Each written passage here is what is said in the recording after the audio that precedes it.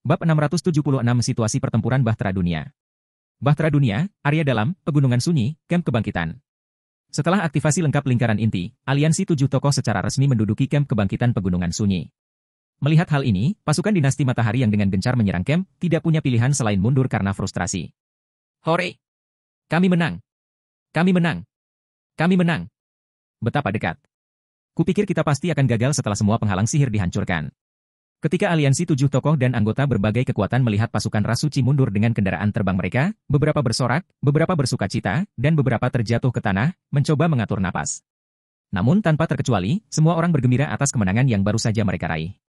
Kami telah terlalu meremehkan ras suci kali ini, pedang ke-19, yang hanya memiliki beberapa peralatan utuh, bergumam sambil melihat pasukan dinasti matahari yang mundur, sedikit ketakutan muncul di matanya. Pertempuran di kamp kebangkitan Silent Mountains mungkin tidak akan berlangsung selama Guild Wars terjadi di luar alam abadi, yang biasanya berlangsung selama beberapa hari dan malam, namun intensitasnya jauh lebih besar. Hanya dalam waktu 24 jam, kamp kebangkitan yang dimulai dengan hampir 200.000 pemain memiliki kurang dari 30.000 pemain yang tersisa. Dalam kasus asosiasi Skyleague, kerugiannya bahkan lebih tragis lagi. Legiun Templar memiliki 1.000 anggota pada awal pertempuran. Sekarang, kurang dari 100 anggota yang masih hidup. Selain itu, dari 2 wakil komandan Legiun, Heavy Shield Titan telah gugur dalam pertempuran, sementara Mjolnir Milia mengalami kerusakan parah pada jiwanya dan tidak dapat bertugas untuk waktu yang lama. Lebih buruk lagi, dari anggota Legiun Templar yang gugur, sepertiganya menderita kematian permanen. Faktanya, bahkan pedang ke-19 hampir mengalami kematian permanen di tangan ahli ras suci peringkat dewa. Apakah kamu baik-baik saja, penatua pedang? Milia bertanya, kulitnya pucat saat dia berjalan tertatih-tatih menuju pedang ke-19. Saya baik-baik saja. Aku hanya menghancurkan semua peralatan legendaris terfragmentasiku, kata pedang ke-19 sambil menatap Milia. Kami menderita kerugian yang sangat besar kali ini.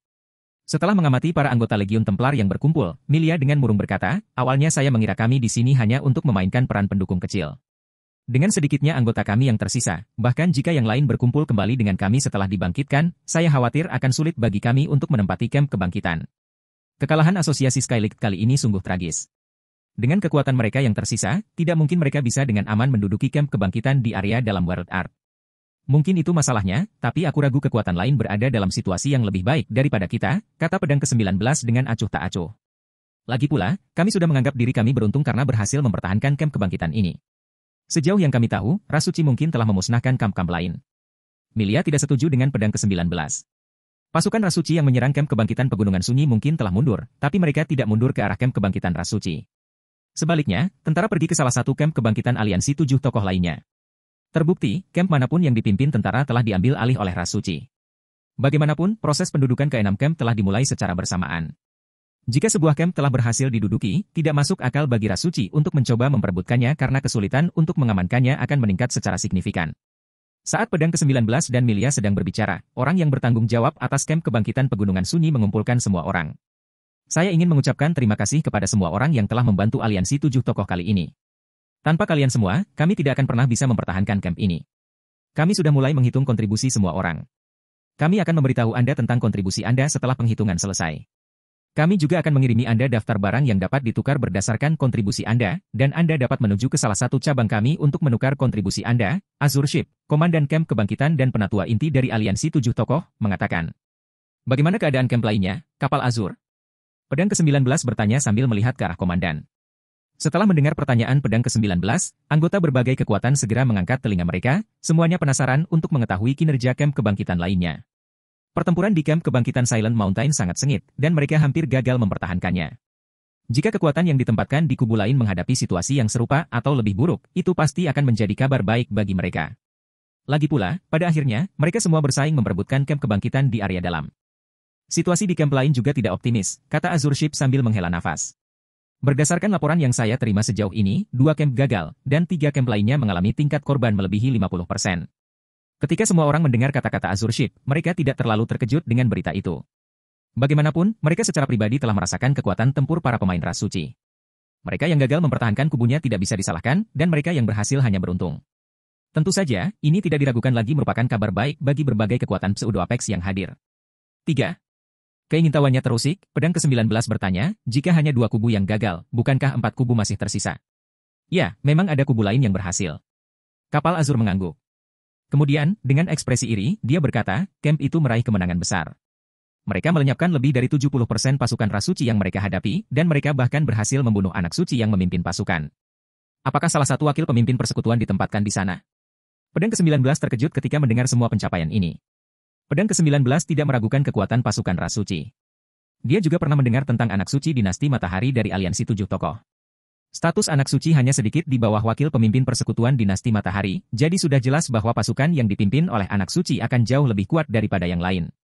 Meski begitu, kubu yang menghadapi pasukan anak suci masih meraih kemenangan besar. Satu-satunya penjelasan yang bisa diberikan oleh pedang ke-19 untuk situasi ini adalah bahwa salah satu wakil pemimpin persekutuan 7 tokoh aliansi telah mengambil tindakan. Kalau tidak mungkin Camp bisa membunuh anak suci selain mengalahkan pasukan ras suci. Para ahli dari berbagai kekuatan sampai pada kesimpulan yang sama dengan pedang ke-19, dan mereka tidak bisa tidak iri pada kekuatan yang ditempatkan di camp yang disebutkan di atas. Lagi pula, kekuatan-kekuatan tersebut tidak hanya berhasil menghindari kerugian yang signifikan, namun mereka juga mendapat kontribusi yang lebih besar. Kamu salah paham, Elder Sword, kata Azure Ship sambil menggelengkan kepalanya. Camp tidak meraih kemenangan besar karena aliansi. Sebaliknya, camp tersebut berhasil tetap berdiri karena campur tangan seorang ahli hebat. Pakar hebat yang dimaksud juga bertanggung jawab sendirian atas pembunuhan anak suci dinasti Matahari. Dia bukan salah satu pakar aliansi? Pedang ke-19 menjadi semakin terkejut. Lalu, dia buru-buru bertanya, bolehkah saya tahu apakah saya kenal orang itu? Pedang ke-19 tidak menyangka kapal Azur akan berusaha keras untuk menyombongkan ahli kekuatan lain. Fakta bahwa Azure Ship akan sangat memuji orang luar berarti ahli hebat tersebut memang memainkan peran penting dalam pertahanan camp kebangkitan. Namun, dari semua ahli pedang ke-19 yang telah menjawab permintaan bantuan aliansi 7 tokoh, dia tidak bisa memikirkan siapapun yang mampu mencapai prestasi seperti itu. Kamu seharusnya sudah mendengar tentang orang itu sebelumnya, Elder Sword, kata Azure Ship. Dia adalah api hitam, penguasa Dewi Perang. Bab 677 5 pakar teratas? Api hitam. Jawaban Azure Ship membuat pedang ke-19 tercengang, dan dia tidak bisa tidak berpikir pihak lain sedang bercanda dengannya. Itu benar. Kapal Azur mengangguk. Kemudian, dengan suara kagum, dia berkata, meskipun aliansi telah membuat banyak persiapan untuk camp itu, bahkan mengatur artefak surgawi di sana, ras suci juga datang dengan persiapan dan memobilisasi artefak surgawi. Artefak surgawi ras suci bahkan adalah pedang sinar matahari, salah satu dari 7 arcana dinasti matahari. Kerugian camp tidak akan terbayangkan jika bukan karena api hitam yang membunuh anak suci yang memegang pedang sinar matahari. Dia membunuh anak suci yang memiliki artefak surgawi? Milia tidak bisa tidak meragukan kata-kata Azure Ship. Anak-anak suci dinasti matahari semuanya adalah individu-individu dengan standar yang dipilih. Secara individu, mereka pasti sekuat yang dipilih oleh Seven Luminarias Alliance. Jika orang terpilih dengan kaliber seperti itu diberi senjata surgawi, mereka pasti akan menjadi eksistensi tingkat tabu. Namun, Azure Ship mengatakan bahwa Black Flame tidak hanya mengalahkan keberadaan tingkat tabu tetapi juga membunuhnya. Siapa yang mungkin bisa mempercayainya? Apakah benar-benar tidak ada kesalahan dengan informasi ini? Pedang ke-19 mau tidak mau bertanya. Asosiasi Skyleague telah melakukan penyelidikan menyeluruh terhadap kekuatan Black Flame. Namun, berdasarkan penilaian asosiasi, dia bisa masuk ke dalam 300 teratas daftar kemuliaan surgawi setelah mencapai tingkat 6. Ini akan membuatnya mendekati standar Titan dan Milia. Namun, Azure Ship sekarang mengatakan bahwa Black Flame sudah cukup kuat untuk membunuh keberadaan tingkat tabu. Bagaimana mungkin pedang ke-19 bisa membuat dirinya mempercayai hal ini? Informasi ini benar-benar akurat, kata Azure Ship dengan pasti. Faktanya, para petinggi sudah bersiap untuk menempatkan api hitam di antara 5 pakar alam abadi setelah daftar peringkat baru untuk alam abadi keluar. 5 besar alam abadi? Ekspresi pedang ke-19 berubah sangat suram. Kembali ke kota rahasia kristal, pedang ke-19 telah mengejek Si Feng karena melebih-lebihkan dirinya sendiri dan menyatakan bahwa Zero Wing tidak akan memiliki masa depan di Bahtera Dunia. Berita tentang masalah ini bahkan telah tersebar luas, dan berbagai kekuatan semua dengan sabar menunggu untuk lihat bagaimana dia akan menjaga Si Feng. Tetapi jika Si Feng cukup kuat untuk menduduki peringkat 5 ahli teratas alam abadi, dia benar-benar bisa menghancurkan asosiasi Skyleague saat ini di alam abadi. Apa yang harus kita lakukan sekarang, penatua pedang? Milia diam-diam bertanya pada pedang ke-19. Jika Black Flame menginginkannya, kita tidak akan memiliki kesempatan untuk mendapatkan pijakan di World Art. Milia tahu banyak tentang masalah antara Si Feng dan pedang ke-19. Belum lagi, pedang ke-19 bahkan telah mempublikasikan masalah ini sendiri, jadi penyelesaian damai praktis tidak mungkin dilakukan. Black Flame memang merupakan lawan yang sulit bagi kami saat ini, tapi dia juga akan kesulitan bertahan di area dalam nantinya. Setelah memikirkan masalah ini, pedang ke-19 mendapatkan kembali ketenangannya saat dia berkata, kamu sendiri telah melihat betapa kuatnya ras suci. Apakah menurut Anda menempati camp kebangkitan di area dalam itu mudah? Selain itu, semakin banyak pakar yang akan mencapai tingkat 6 seiring berjalannya waktu. Jadi bagaimana jika dia adalah eksistensi tingkat tabu? Sekarang dia telah membunuh salah satu anak suci dinasti Matahari tidak akan membiarkan Zero Wing lolos dengan mudah. Dengan fondasi Zero Wing, apakah menurut Anda ia bisa melawan dinasti Matahari? Kita cukup menunggu sampai dinasti Matahari mengurusnya. Paling buruk, kita akan menghindarinya selama ini dan meluangkan waktu menjelajahi area dalam. Siapapun di antara kita yang akan muncul sebagai pemenang, masih belum pasti. Siapapun yang berpartisipasi dalam pertempuran kali ini akan tahu kompetisi seperti apa yang menanti mereka di area dalam World Art. Tidaklah mungkin bagi satu eksistensi tingkat tabu untuk menempati seluruh camp kebangkitan. Dan bahkan jika Si Feng berhasil menduduki camp kebangkitan, dia harus menempatkannya dalam jangka panjang dan tidak akan pernah bisa bergerak terlalu jauh darinya. Sementara itu, dengan besarnya World Art, Asosiasi Skylight dapat dengan mudah beroperasi di area di luar pengaruh Zero Wing. Dengan fondasi yang kuat dan banyak ahli potensial tingkat 6, Pedang ke-19 yakin bahwa Asosiasi Cahaya Langit tidak akan mengalami kesulitan melampaui perkembangan Zero Wing di Bahtera Dunia. Kamu benar. Milia mengangguk, sepenuhnya setuju dengan argumen Pedang ke-19. Memang benar, Si Feng bukanlah eksistensi yang mampu diprovokasi oleh Asosiasi Skylight saat ini. Namun persaingan antar kekuatan tidak dapat diputuskan dalam semalam. Bahkan jika Zero Wing memiliki eksistensi tingkat tabu, dengan fondasi menyedihkan dan jumlah ahli dari persekutuan, ia akan dengan cepat kehilangan keunggulannya terhadap berbagai kekuatan. Belum lagi, Si Feng akan benar-benar menyinggung dinasti Matahari setelah pertempuran ini. Perlu diketahui bahwa dinasti Matahari adalah eksistensi raksasa yang setara dengan aliansi 7 tokoh.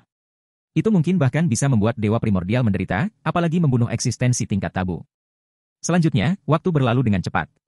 Setengah hari setelah pertempuran antara aliansi 7 tokoh dan dinasti Matahari berakhir, kekuatan puncak semu yang membantu aliansi akhirnya memutuskan untuk tidak mencoba memonopoli camp kebangkitan di garis belakang. Sebaliknya, mereka memilih untuk membentuk aliansi kecil di antara mereka sendiri. Sementara itu, karena kinerja Zero Wing yang luar biasa di camp kebangkitan hutan zona mati, Garut dari Azur Fang dan Frey dari negara Naga Merah mengambil inisiatif untuk menyarankan aliansi dengan Zero Wing untuk menduduki dan mempertahankan camp kebangkitan bersama. Dan setelah berdiskusi lebih lanjut, disepakati bahwa Zero Wing lah yang akan mengklaim camp tersebut. Disepakati juga bahwa Zero Wing akan menerima 40% slot camp sementara dua guild lainnya akan menerima masing-masing 30%. Danau Jiwa, camp kebangkitan. Kami telah selesai membasmi monster-monster di camp, pemimpin persekutuan. Yang perlu kita lakukan sekarang adalah melindunginya selama 24 jam, Hidden Soul melaporkan kepada Si Feng. Mengangguk, Si Feng berkata, bagus. Kalian semua bisa istirahat sekarang. Aku membutuhkan kalian semua untuk menjaga lingkaran inti jika ada pertempuran yang terjadi nanti. Zero Wing saat ini memiliki kurang dari 100 anggota yang hadir. Bahkan dengan bantuan Azur Fang dan negara Naga Merah, akan sulit bagi mereka untuk menghadapi pasukan yang terdiri dari puluhan ribu ahli ras suci jika petarung tingkat 6 mereka kelelahan mental. Oleh karena itu, jiwa tersembunyi dan yang lainnya perlu istirahat. Sementara itu, jika mereka berhasil menduduki camp kebangkitan Danau Jiwa, mereka tidak lagi khawatir tentang uang di masa depan. Ini karena Soul Lake adalah salah satu peta yang paling dekat dengan garis depan area dalam. Selain itu, meskipun monster di sini semuanya berada di level 175 ke atas, populasi mereka jauh lebih jarang dibandingkan dengan peta lain. Jadi, Soul Lake dapat dianggap sebagai salah satu peta yang lebih aman di area dalam, dan sangat cocok untuk dikerjakan oleh tim ahli. Mendengar kata-kata Si Feng, jiwa tersembunyi mengangguk dan berjalan ke salah satu camp sementara untuk beristirahat. Sekarang yang perlu kita lakukan hanyalah menunggu selama 24 jam. Ketika Si Feng melihat rune lingkaran inti secara bertahap menyala, dia tidak bisa menahan diri untuk menjadi sedikit bersemangat. Sementara Si Feng dan yang lainnya menunggu waktu berlalu, aliansi 7 tokoh tiba-tiba mengirim pesan kepada semua orang. Pesan tersebut berisi daftar peringkat kontribusi setiap orang dan daftar pertukaran pribadi. Bab 678 Daftar pertukaran 7 tokoh aliansi. Danau Jiwa, Camp Kebangkitan. Sesaat setelah pesan dari Seven Luminarious Alliance tiba, semua orang di camp mengungkapkan ekspresi gembira. Mereka tidak mengira aliansi 7 tokoh akan menyelesaikan penghitungan kontribusi semua orang dengan begitu cepat. Dalam sekejap mata, suasana di perkemahan yang semula sepi langsung berubah menjadi semarak. Seperti yang diharapkan dari kekuatan puncak paling kuno. Fondasi Seven Luminarious Alliance benar-benar menakutkan. Si Feng hanya bisa menghela nafas dengan sedih setelah melihat sekilas pesan dari aliansi 7 tokoh. Menurut peraturan yang ditetapkan oleh Seven Luminarious Alliance kali ini, 5 kontributor teratas dari setiap camp kebangkitan dapat menukarkan satu senjata atau peralatan legendaris. Dalam kasus camp kebangkitan hutan zona mati, Si Feng adalah kontributor nomor 1 yang tak terbantahkan, sementara setelahnya adalah Gentle Snow, Crimson Heart, Hidden Soul, dan Fire Dance. Zero Wing telah memonopoli 5 hadiah teratas untuk camp kebangkitan hutan zona mati, dan tidak menyisakan satupun untuk kekuatan lainnya. Untungnya, karena kemenangan besar camp tersebut, aliansi 7 tokoh telah memberi semua orang daftar pertukaran yang jauh lebih banyak. Dalam kasus Si Feng, dia bahkan harus menukar satu item tambahan dari daftarnya karena pencapaiannya dalam membunuh kemegahan kapur anak suci. Adapun daftar pertukaran yang dia terima, jumlahnya sangat banyak sehingga para eksekutif dari kekuatan hegemoni tingkat atas akan pingsan karena kegembiraan jika mereka melihatnya. Dari item yang bisa dia tukarkan, terdapat 1.654 senjata legendaris, 7.171 buah peralatan legendaris, 8.513 item legendaris, dan 121.065 material peringkat artefak surgawi rendah. Bahkan batu abadi yang sangat langka dari alam abadi juga tersedia dalam daftar. Ketika melihat semua barang ini, bahkan Si Feng, dengan kekayaan pengetahuan dan pengalamannya, mau tak mau merasakan rasa kagum. Dalam kehidupan sebelumnya, meskipun Zero Wing telah tumbuh cukup kuat untuk berbenturan dengan gerbang iblis dengan kekuatan tertinggi, Zero Wing pada saat itu hanya memiliki sekitar 6.000 item legendaris, termasuk senjata dan peralatan legendaris. Bahkan untuk kekuatan Pseudo Apex yang baru dipromosikan, memiliki 6.000 item legendaris merupakan pencapaian besar. Namun, perlu diketahui bahwa Zero Wing baru berkembang di domain dewa besar selama beberapa tahun pada saat itu. Meskipun gudang senjata legendaris milik Zero Wing tetap tidak signifikan dibandingkan dengan kekuatan Pseudo Apex yang telah ada selama berabad-abad, senjata tersebut telah mencapai tingkat yang tidak pernah dapat dicapai oleh sebagian besar kekuatan hegemonik dan konglomerat tingkat atas. Namun, meskipun aliansi 7 tokoh hanya mengungkapkan sebagian kecil dari persediaannya, itu sudah lebih dari cukup untuk menghempaskan Zero Wing masa lalu ke tanah. Faktanya, kekuatan Pseudo Apex pun mungkin akan tersedak karena melihat porsi kecil ini. Sementara itu, Si Feng bukan satu-satunya orang yang terpesona dengan kekayaan aliansi 7 tokoh. Meskipun sebagian besar pemain di camp hanya akan menerima daftar yang berisi item legendaris terfragmentasi atau lebih rendah, mereka tetap terkejut dengan kekayaan aliansi 7 tokoh. Khususnya bagi kontributor top seperti Garut dan Frey. Saya benar-benar meremehkan aliansi 7 tokoh. Tidak heran tidak ada kekuatan puncak lainnya yang berani memprovokasi. Tidak mungkin ada orang yang bisa bersaing dengan kekayaan sebesar itu, pikir Frey dengan heran sambil melihat daftar pertukarannya. Tergantung pada kontribusi seseorang, daftar pertukaran yang akan diterimanya juga akan berbeda. Semakin rendah kontribusi seseorang, semakin rendah kualitas barang yang dapat ditukarkan, dan semakin sedikit pilihan yang akan diterima. Meskipun daftar pertukarannya tidak memiliki item legendaris, dia masih menjadi salah satu kontributor utama di camp kebangkitan hutan zona mati. Karena itu, dia menerima daftar item legendaris terfragmentasi, dan jumlah yang tercantum dapat menyebabkan kekuatan Pseudo Apex menjadi gila. Lebih dari 10 juta item legendaris terfragmentasi. Dia membutuhkan waktu berbulan-bulan hanya untuk memeriksa setiap item. Kekayaan yang dikumpulkan oleh aliansi 7 tokoh sungguh menakjubkan dan mengecewakan. Tentu saja, meskipun Seven Luminarias Alliance mungkin telah menyediakan sejumlah besar item legendaris terfragmentasi untuk ditukarkan, hanya sebagian kecil dari pemain yang hadir yang benar-benar memenuhi syarat untuk menukarkannya. Ini karena pemain harus membunuh setidaknya 5 ahli ras suci tingkat 5 untuk memenuhi syarat. Meski begitu, tetap saja sangat mencengangkan. Setidaknya, negara naga merah tidak mampu melakukan tindakan sebesar itu. Ada ratusan ribu ahli yang ditempatkan di 6 camp kebangkitan. Mereka yang berhasil membunuh 5 ahli ras suci tingkat 5 mungkin termasuk minoritas, tapi jumlahnya masih 20 hingga 30 ribu. Dengan kata lain, aliansi 7 tokoh perlu memberikan setidaknya 20 ribu item legendaris terfragmentasi. Perlu diketahui bahwa rata-rata kekuatan hegemonik tingkat atas yang beroperasi di domain dewa besar hanya memiliki persediaan sekitar 100 ribu item legendaris terfragmentasi, dan yang lebih kuat memiliki 2 atau 300 ribu. Lagi pula, item legendaris yang terfragmentasi tidak mudah didapat. Itu juga sebabnya item epic tetap menjadi standar bagi sebagian besar pemain, dan banyak ahli tingkat 5 bahkan tidak memiliki satupun item legendaris terfragmentasi yang mereka miliki. Apa yang diberikan oleh Seven Luminarias Alliance hari ini sudah cukup untuk melengkapi 2 legion tier 6 yang beranggotakan 1.000 orang dalam item legendaris terfragmentasi. Bahkan kekuatan Pseudo Apex akan merasakan kehilangan seperti itu sangat menyakitkan. Haruskah saya mendapatkan batu abadi? Si Feng ragu-ragu saat dia melihat daftarnya. Saat ini, dia hanya kekurangan 17 batu abadi untuk menyelesaikan mahkota keabadian. Meskipun dia hanya bisa menukarkan 2 batu abadi kali ini, itu masih akan mengurangi waktu yang dia perlukan untuk menyelesaikan mahkota keabadian secara signifikan. Sementara itu, peningkatan kekuatan yang bisa diberikan oleh Eternity Crown kepadanya akan jauh lebih besar daripada senjata legendaris manapun. Tunggu. Ini. Mata Si Feng tiba-tiba berbinar ketika dia melihat nama tertentu di daftar. Sumber dunia. Darah kekosongan yang dimurnikan. Darah kekosongan yang dimurnikan, bahan tingkat artefak surgawi rendah. Sebuah batu yang terkondensasi dari hukum dunia di sumber kekosongan. Sumber kekosongan adalah sejenis sumber dunia. Meskipun darah kekosongan yang dimurnikan tidak seberharga sumber kekosongan, namun tetap dapat dianggap sebagai sumber dunia. Sementara itu, nilai sumber dunia tidak perlu diragukan lagi. Itu bahkan lebih berharga daripada senjata legendaris. Ini karena banyak artefak surgawi yang terfragmentasi memerlukan sumber dunia untuk memperbaikinya. Biasanya, negara-negara besar tidak akan pernah menukar sumber dunia mereka. Lagi pula, meskipun artefak surgawi sama langkanya dengan bulu burung Phoenix, kelangkaan artefak surgawi terfragmentasi jauh lebih rendah jika dibandingkan. Sebagian besar kekuatan hegemonik tingkat atas memiliki setidaknya 1 atau 2 artefak surgawi terfragmentasi yang mereka miliki. Oleh karena itu, kekuatan-kekuatan ini tidak akan pernah memberikan sumber dunia yang telah mereka peroleh. Jadi, ketika Si Feng melihat darah kekosongan yang dimurnikan tersedia untuk ditukarkan, dia bertanya-tanya mengapa aliansi 7 tokoh memasukkannya ke dalam daftar.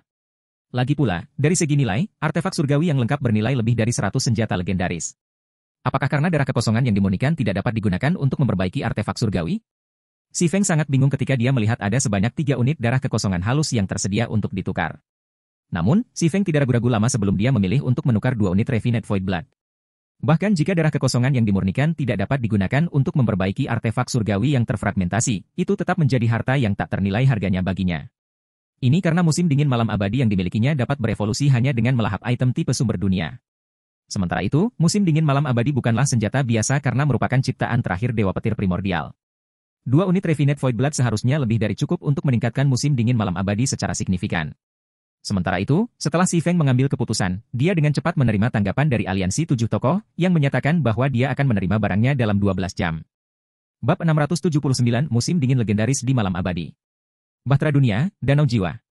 Waktu berlalu, dan kira-kira 10 jam setelah Si Feng mengunci barang-barang yang diinginkannya, sekelompok sosok gelap muncul tidak jauh di luar kamp kebangkitan. Sosok-sosok gelap ini memancarkan aura yang kuat, dan kehadiran mereka membuat takut banyak pemain di kamp. Apakah ini serangan musuh? Lionheart yang tidak terkendali bergumam, sedikit keheranan muncul di matanya saat dia melihat sosok gelap itu. Sosok-sosok gelap yang mendekat mungkin hanya berjumlah 20, tapi semuanya adalah pemain tier 6 yang bonafit. Di antara mereka, orang berjubah dan bertopeng yang bergerak memimpin bahkan menggunakan senjata surgawi dan memancarkan aura yang sebanding dengan Verdant Rainbow. Seharusnya tidak demikian. Frey menggelengkan kepalanya setelah mengamati sosok gelap itu sejenak. Mereka mungkin kuat, tapi mereka tidak memancarkan kekuatan suci. Mana bahkan terus berkumpul di sekitar mereka, jadi mereka seharusnya menjadi manusia ahli. Dan jika itu masalahnya, mereka seharusnya tidak punya alasan untuk berjuang demi kamp kebangkitan kita karena masih banyak kamp kosong di area dalam. Segera setelah Frey selesai berbicara, tim beranggotakan 20 orang itu tiba di tepi penghalang ajaib yang didirikan di sekitar kamp kebangkitan Danau Jiwa. Kami dari Kamar Dagang Abadi. Kami di sini untuk mendistribusikan barang-barang yang telah Anda tukarkan dari Seven Luminarious Alliance, kata pria berjubah yang berdiri di depan sambil mengungkapkan lambang persekutuan Kamar Dagang Abadi kepada semua orang di camp. Kamar Dagang Abadi? Mengikuti kata-kata pria bertopeng itu, para pemain di camp kebangkitan menghela nafas lega dan dengan cepat menyambut tim beranggotakan 20 orang itu di dalam penghalang sihir. Tidak ada yang meragukan validitas identitas tokoh-tokoh gelap ini. Tidak mungkin memalsukan lambang persekutuan di wilayah dewa. Setiap lambang persekutuan bersifat unik, dan lambang sisik emas Kamar Dagang Abadi dikenal luas di seluruh wilayah dewa besar. Benar saja, kekuatan puncaknya. Ketika Garut melihat bahwa Kamar Dagang Abadi telah mengerahkan 20 ahli tingkat 6 dan 1 artefak surgawi hanya untuk menjalankan tugas, dia terkejut. Di alam abadi saat ini, bahkan kekuatan Pseudo Apex tidak akan memiliki lebih dari 1 atau 2 ahli tingkat 6 di bawah komandonya. Namun, Kamar Dagang Abadi mampu memiliki 20 ahli tingkat 6 yang menjalankan tugas untuk aliansi 7 tokoh. Ini adalah sesuatu yang tidak dapat dicapai oleh kekuatan Pseudo Apex. Dari semua orang di kamp kebangkitan, hanya Si Feng yang tetap tidak terpengaruh oleh pertunjukan kekuatan Kamar Dagang Abadi. Keberadaan Kamar Dagang Abadi mungkin menjadi misteri bagi banyak orang, tetapi Si Feng tahu bahwa fondasi abadi hanya sedikit lebih rendah daripada aliansi 7 tokoh. Dalam hal memfasilitasi transaksi di seluruh wilayah dewa besar, Eternal bahkan jauh lebih unggul daripada aliansi 7 tokoh. Setelah memasuki kamp kebangkitan, pemimpin tim pengiriman abadi mendekati Si Feng dan menyerahkan 2 kubus logam merah, berkata, "Ini adalah barang yang Anda minta, pemimpin persekutuan api hitam." Si Feng menerima kubus logam itu, kepuasan memenuhi hatinya. Kedua kubus logam ini tidak lain adalah 2 unit darah hampa halus yang dia minta. Dengan darah kekosongan yang dimurnikan, dia seharusnya tidak mengalami kesulitan dalam meningkatkan musim dingin malam abadi ke peringkat legendaris. "Tolong terima token VIP emas ini juga, pemimpin persekutuan api hitam," kata pria bertopeng dari abadi sambil menyerahkan kepada Si Feng sebuah token emas dengan tulisan, "Eternal," terukir di atasnya. Dengan token ini, Anda dapat berpartisipasi dalam lelang manapun yang berlangsung di lantai 300 rumah lelang bintang gelap atau lebih tinggi. Frey dan Garut semakin terkejut ketika mereka melihat token emas yang diberikan pria bertopeng itu kepada Si Feng. Mereka tidak pernah mengira Kamar Dagang Abadi akan memberi Si Feng salah satu token VIP emasnya. Lagi pula, siapapun yang memiliki salah satu token ini akan diperlakukan sebagai salah satu tetua inti Kamar Dagang Abadi. Biasanya, bahkan pemimpin persekutuan dengan kekuatan Pseudo Apex belum tentu bisa mendapatkan token VIP emas. Adapun lelang yang berlangsung di lantai 300 rumah lelang bintang ke-8 ke atas, itu adalah lelang yang ingin diikuti oleh semua eksekutif dari berbagai kekuatan Pseudo Apex. Ini karena setiap barang yang dijual di sana cukup untuk membuat berbagai Pseudo Apex. Kekuatan puncak kehilangan ketenangannya. Terima kasih. Si Feng menerima token VIP emas tanpa ragu-ragu. Meskipun dia tidak tahu mengapa Kamar Dagang Abadi bersedia memberinya hak istimewa seperti itu, token VIP emas akan membantunya secara signifikan di masa depan. Kemampuan untuk berpartisipasi dalam lelang yang diselenggarakan di rumah lelang bintang gelap di lantai 300 ke atas sangatlah berharga karena semua barang yang dijual di sana luar biasa. Bahkan material dengan peringkat artefak surgawi inferior dapat ditemukan di sana. Sementara itu, setelah mengantar para anggota Kamar Dagang Abadi, Si Feng memasuki salah satu camp sementara Zero Wing dan dengan hati-hati mengeluarkan musim dingin malam abadi dan 2 unit darah kekosongan yang dimurnikan. Sistem, 2 sumber dunia terdeteksi.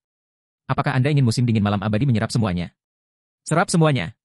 Si Feng menyetujui perintah itu tanpa ragu-ragu. Segera, seolah-olah baru saja merasakan kelezatan paling lezat di dunia, musim dingin malam abadi melepaskan 2 awan kabut biru tua dan menggunakannya untuk menyelimuti 2 unit darah kekosongan yang dimurnikan. Sekitar 15 menit kemudian, beberapa aliran kabut merah muncul di sekitar pedang biru tua musim dingin malam abadi. Pada saat yang sama, senjata itu juga mulai memancarkan kekuatan surgawi yang kuat. Musim dingin malam abadi, pedang satu tangan, peringkat legendaris. Persyaratan peralatan, kekuatan 45.000, kelincahan 30.000. Kekuatan serangan tingkat 4, 500% kekuatan. Kecepatan serangan, 3% kekuatan kelincahan. Semua atribut meningkat sesuai dengan tingkat pengguna. Saat digunakan, serangan mendapatkan efek Extreme Frost, menimbulkan efek pembekuan spasial dalam area serangan 10-50 yard. Serangan memiliki peluang 60% untuk menimbulkan 400% kerusakan. Serangan memiliki peluang 20% untuk menimbulkan 1000% kerusakan dan melemahkan efektivitas semua pertahanan mana dan suci sebesar 70%. Meningkatkan kekuatan sebesar 280%, agility sebesar 200%, intelligence sebesar 140%, daya tahan sebesar 100%, dan kecepatan serangan sebesar 80%. Abaikan level 80. Efek semua keterampilan tipe pedang meningkat sebesar 100%. Semua keterampilan tipe pedang akan diperkuat oleh kekuatan suci. Efek mana meningkat 100%. Skill pasif tambahan 1, tubuh musim dingin. Winter of Eternal Night akan menyerap mana penggunanya untuk memperkuat fisik penggunanya. Semakin tinggi kualitas mana, semakin besar peningkatannya. Peningkatan dibatasi pada 200%. Skill pasif tambahan 2, penghancuran kekuatan suci. Mencapai efek destruktif terhadap semua bentuk kekuatan suci. Skill aktif tambahan 1, Radiant Night, tingkat 6. Menambahkan kekuatan erosi pada semua serangan pengguna dan secara paksa meningkatkan serangan pengguna sebanyak 1 tingkat. Durasi, 30 detik. Cooldown, 10 menit. Skill aktif tambahan 2, World of Frost, tingkat 6. Menghasilkan bayangan dunia di sekitar pengguna, menyelimuti area dengan radius 5.000 yard. Pengguna dapat memanggil hingga 100 pedang es di dalam area yang diselimuti. Setiap pedang es akan membawa 300% kekuatan penggunanya. Durasi, 5 menit. Cooldown, 30 menit. Skill aktif tambahan 3, bayangan mana suci, tingkat 6. Gunakan kombinasi kekuatan suci dan mana untuk merekonstruksi tubuh pengguna. Durasi, 10 menit. Cooldown, 1 hari alami. Skill aktif tambahan 4, Void Barrier, tingkat 6. Gunakan kekosongan sebagai penghalang pertahanan, membuat radius 100 yard kebal terhadap semua kerusakan. Durasi, 30 detik. Cooldown, 1 jam. Warisan mendalam tambahan 1, pedang tak berbentuk. Mengubah benda apapun menjadi pedang sementara. Kualitas pedang yang dibuat bergantung pada objek yang digunakan dan susunan sihir yang dibuat oleh pengguna. Durasi, 1 jam. Cooldown, 1 hari alami. Warisan mendalam tambahan 2, pedang dunia. Melahap sumber dunia untuk berevolusi. Ciptaan terakhir Dewa Petir Primordial yang telah menyerap cabang utama dari pohon suci dan darah kekosongan yang dimurnikan. Musim dingin malam abadi memiliki sumber kekuatan Dewa Purba dan mampu membekukan segala sesuatu. Bab 680, Ultimatum Dinasti Matahari. Peningkatan yang luar biasa. Si Feng tidak bisa menahan diri untuk tidak terkejut ketika dia melihat statistik musim dingin legendaris dari malam abadi. Dalam kehidupan sebelumnya, selain memiliki tubuh surgawi unggul, salah satu alasan utama mengapa ia bisa berkembang tak lama setelah memasuki wilayah dewa yang lebih besar adalah karena pedang Sulaiman, senjata legendaris yang telah ia upayakan dengan susah payah untuk mendapatkannya. Senjata itu juga dianggap sebagai salah satu dari 10 senjata legendaris hebat di domain dewa rumahnya. Sementara itu, setelah naik ke peringkat legendaris, atribut dasar musim dingin malam abadi sudah bisa menyaingi pedang Sulaiman. Selain itu, tidak seperti pedang Sulaiman, musim dingin malam abadi masih memiliki ruang untuk berkembang. Ketika si Feng meraih pedang biru tua yang melayang di depannya, pola perak menyala di bilahnya, dan suhu lingkungan sekitarnya turun drastis. Si Feng juga bisa merasakan aliran waktu di sekitarnya melambat. Apakah ini kemampuan tersembunyi musim dingin malam abadi? Kegembiraan memenuhi si Feng ketika dia merasakan perubahan di ruang sekitarnya. Setelah melengkapi musim dingin malam abadi, dia bisa merasakan aliran waktu di sekitarnya menjadi lebih lambat dari biasanya. Meskipun hanya penurunan kecil sekitar 25%, itu masih akan membantunya secara signifikan dalam pertempuran. Terutama dalam pertarungan melawan pemain tier 6 lainnya. Pertarungan di tingkat 6 jauh lebih tidak kenal ampun daripada pertempuran di tingkat yang lebih rendah. Hal ini dikarenakan pemain tier 6 memiliki kekuatan serangan yang luar biasa. Kecuali jika seseorang memiliki item seperti Sunlight Blade, dengan standar perlengkapan yang sama, bahkan satu kesalahan pun dapat menyebabkan pemain berubah dari HP penuh menjadi mayat dalam sekejap mata. Sementara itu, kemampuan tersembunyi musim dingin malam abadi untuk mempengaruhi waktu tidak hanya akan memberi penggunanya lebih banyak waktu untuk bereaksi terhadap serangan musuh, namun juga akan meningkatkan kecepatan reaksi pengguna, kecepatan gerakan, kecepatan serangan, dan kecepatan perapalan ejaan. Itu adalah buff serbaguna yang jauh lebih unggul dari buff yang hanya meningkatkan kecepatan reaksi. Dipasangkan dengan atribut dasar musim dingin malam abadi, si Feng merasa dia bisa bertarung bahkan melawan dewa kuno dengan level yang sama. Sementara Si Feng meluangkan waktu untuk mengalami perubahan musim dingin malam abadi, jiwa tersembunyi dan salju lembut tiba-tiba memasuki tendanya. Pemimpin persekutuan. Sesuatu yang besar telah terjadi, kata jiwa tersembunyi dengan sungguh-sungguh. Beberapa saat yang lalu, dinasti Matahari dari Ras Suci mengeluarkan ultimatum kepada aliansi 7 tokoh. Mereka menuntut aliansi untuk menyerahkan pembunuh Child Splendor dan Sun Light Blade. Jika tidak, mereka akan menghancurkan semua camp kebangkitan aliansi dengan cara apapun, sehingga mustahil bagi aliansi untuk membangun pijakan di World Ark. Mereka mengancam aliansi 7 tokoh secara langsung. Ekspresi Si Feng juga menjadi serius ketika mendengar ini. Meskipun Si Feng telah lama menduga bahwa dinasti Matahari tidak akan tinggal diam atas kematian Child Splendor dan hilangnya Sun Light Blade, dia tidak pernah mengira dinasti Matahari akan begitu kejam hingga mengancam aliansi 7 tokoh. Haruskah kita segera kembali ke Crystal City, pemimpin persekutuan? Snow yang lembut bertanya. Apa yang baru saja dilakukan dinasti Matahari sangatlah kejam. Daripada mencari masalah dengan Zero Wing, dinasti Matahari memilih untuk menargetkan aliansi 7 tokoh, memaksa aliansi untuk mengambil tindakan terhadap Zero Wing. Karena dinasti Matahari adalah kekuatan ras suci, biasanya ia harus melalui kekuatan puncak yang bertarung di garis depan jika ingin menargetkan Zero Wing. Ini akan mempersulit dinasti Matahari untuk melakukan apapun terhadap Zero Wing. Namun, ceritanya berbeda untuk aliansi 7 tokoh. Aliansi 7 tokoh adalah salah satu kekuatan puncak umat manusia. Mengesampingkan pengaruh aliansi terhadap domain dewa besar umat manusia, kekuatan yang dimilikinya di alam abadi dapat dengan mudah menekan Zero Wing. Lebih buruk lagi, aliansi 7 tokoh berencana untuk mengembangkan World Ark, jadi mereka punya alasan untuk takut dengan penargetan dinasti Matahari secara habis-habisan. Sementara itu, selama aliansi 7 tokoh memutuskan untuk mengambil tindakan terhadap Zero Wing, hampir mustahil bagi Zero Wing untuk bertahan. Terlalu dini untuk membuat kesimpulan apapun, kata Si Feng sambil menggelengkan kepalanya. Juga, sepertinya aliansi 7 tokoh tidak akan membiarkan kita kehabisan tenaga. Skenario yang lebih mungkin terjadi adalah aliansi akan meminta kita menyerahkan Sun Light Blade. Bagaimanapun, aliansi masih perlu menjaga reputasinya. Jadi, kita harus menunggu dan melihat apa yang pertama kali diputuskan oleh aliansi sebelum mengambil kesimpulan.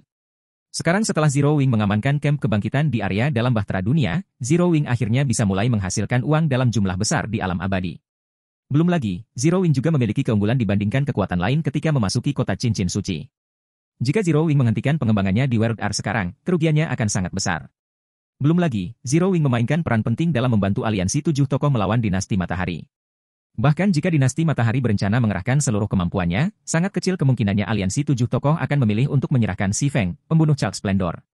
Jika tidak, reputasi aliansi akan hancur, dan pengaruhnya terhadap domain dewa besar akan berkurang. Jadi, yang perlu dilakukan Zero Wing sekarang adalah menunggu aliansi 7 tokoh menyelesaikan negosiasi dinasti Matahari dan melihat sejauh mana aliansi bersedia berkompromi. Ketika jiwa tersembunyi dan salju lembut mendengar alasan Si Feng, mereka memutuskan untuk mengikuti pengaturan Si Feng dan menunggu tanggapan dari aliansi 7 tokoh. Selain camp kebangkitan Danau Jiwa, keributan juga terjadi di berbagai camp kebangkitan Bahtera Dunia setelah ultimatum dinasti Matahari. Hahaha. Aku tahu dinasti Matahari tidak akan membiarkan Zero Wing lolos begitu saja. Pedang ke-19 berkata dengan gembira setelah membaca laporan yang baru saja dia terima. Jadi bagaimana jika Black Flame adalah salah satu dari 5 pakar alam abadi? Pada akhirnya, dia masih harus mundur dari World Ark.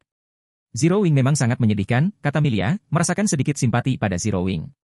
Dalam hal kekuatan militer, dinasti Matahari jelas lebih unggul dari aliansi 7 tokoh. Jika aliansi ingin menghindari kerugian tragis di alam abadi dan menenangkan dinasti Matahari, hal yang paling perlu dilakukan adalah meminta Zero Wing menarik diri secara permanen dari Bahtera Dunia. Sedangkan untuk Zero Wing, harapan terbaiknya adalah beberapa kompensasi dari aliansi 7 tokoh. Tabut Dunia adalah ruang bawah tanah regional mode dunia, dan merupakan salah satu wilayah penting bagi kekuatan untuk membangun pijakan di alam abadi. Jika Zero Wing tidak dapat memperluas pengembangannya ke dalam World Ark, bahkan dengan ahli perkasa seperti Black Flame yang memimpinnya, pada akhirnya Zero Wing akan tetap direduksi menjadi kekuatan kelas 2 di alam abadi. Selanjutnya, waktu berlalu dengan cepat. Sementara berbagai kekuatan dan pemain sedang mendiskusikan keputusan apa yang pada akhirnya akan diambil oleh aliansi 7 tokoh, camp kebangkitan Danau Jiwa menyambut sekelompok anggota aliansi 7 tokoh. Jadi mereka masih datang pada akhirnya, Leon Heat yang tidak terkendali bergumam sambil tersenyum masam ketika dia melihat anggota Seven Luminarious Alliance menaiki tier 5 Flying Mount yang mendekat. Kemudian, dia menoleh ke Frey dan bertanya dengan hati yang rumit, apakah kita benar-benar akan terus berdiri di garis depan yang sama dengan Zero Wing? Kami tidak punya pilihan selain mengambil risiko, jawab Frey tegas sambil melihat ke arah Flying Mount yang mendekat. Dengan kondisi tabut dunia saat ini, mustahil bagi 2 atau 3 kekuatan Pseudo-Apex untuk mempertahankan camp kebangkitan di area dalam. Tanpa bantuan Zero Wing, negara naga merah akan kehilangan kemampuan untuk mendapatkan keuntungan awal di wilayah dalam Bahtera Dunia. Sementara itu, bahkan jika aliansi 7 tokoh memilih untuk berkompromi dengan dinasti Matahari dan Zero Wing menolak untuk mematuhinya, hal yang paling akan dilakukan aliansi adalah membiarkan dinasti Matahari melawan Zero Wing tanpa ikut campur. Jadi, Frey berencana untuk terus berdiri di garis depan yang sama dengan Zero Wing. Meskipun hal ini akan menempatkan negara naga merah secara langsung dalam garis pandang dinasti matahari, negara naga merah setidaknya masih memiliki kesempatan untuk mendapatkan keuntungan awal di wilayah dalam Bahtera Dunia. Sesaat kemudian, elang api berkepala dua setinggi 60 meter mendarat di tengah kamp kebangkitan. Kemudian, lebih dari 50 pakar tingkat 6 yang mengenakan lambang persekutuan aliansi 7 tokoh turun dari elang api, dan yang memimpin adalah seorang pria paruh baya yang merupakan dewa penyihir tingkat 173, dewa penyihir tingkat 6. Siapa di antara kamu yang merupakan Black Flame? Tanya dewa penyihir paruh baya sambil mengamati kerumunan di kamp kebangkitan.